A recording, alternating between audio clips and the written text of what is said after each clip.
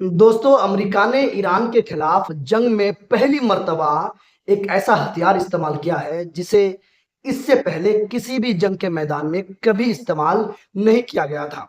ऐसा लग रहा है कि ईरान अब अमेरिका के नए हथियारों के लिए एक टेस्टिंग ग्राउंड बनता जा रहा है। दोस्तों, बात है 12 जुलाई की।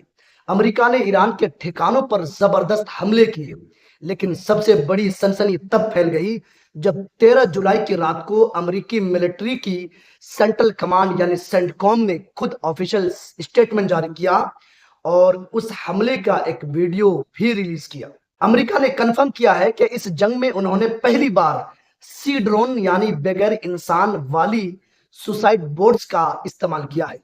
अब आप सोच रहे होंगे कि ये सुसाइड बोट क्या है, तो आसान जबान में समझिए, ये एक ऐसी छोटी कश्ती या बोट होती है जिसमें कोई पायलट या इंसान नहीं होता, बल्कि उसके अंदर भारी मिकदार में बारूद और बम भर दिए जाते हैं और उसे रिमोट कंट्रोल से सीधे दुश्मन के जहाज या बेस से टकरा दिया जाता है, जिससे जोरदार धमाका होता है। रिपोर्टों के मुताबिक अमेरिका ने ईरान के बंदर अब्बास नेवल बेस पर मौजूद सबमरीन यानी आबदोज और जंगी जहाजों की मेंटेनेंस फैसिलिटीज को निशाना बनाने के लिए 3 कोर्सर अनमैन्ड सरफेस वेसल्स भेजे, यानी 3 सी ड्रोन भेजे।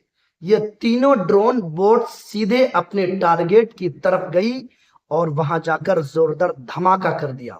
दोस्तों, अमेरिका ने अपनी तारीख में पहली बार इन समुद्री ड्रोन्स का इस्तेमाल किसी लाइव जंग में किया है।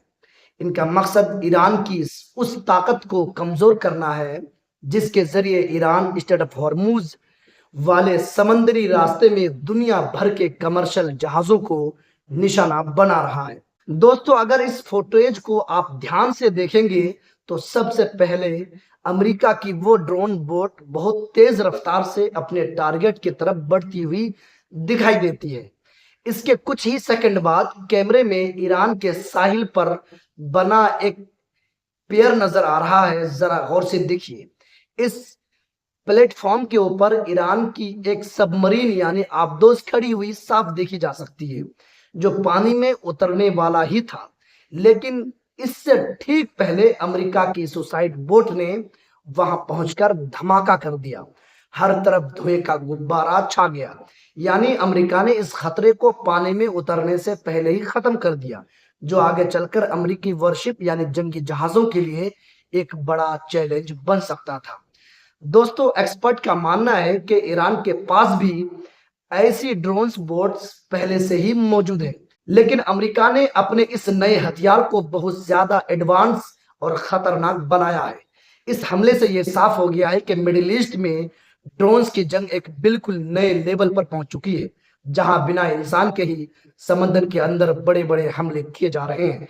इस बुरे मामले पर आपकी क्या राय है, कमेंट में जरूर बताइएगा।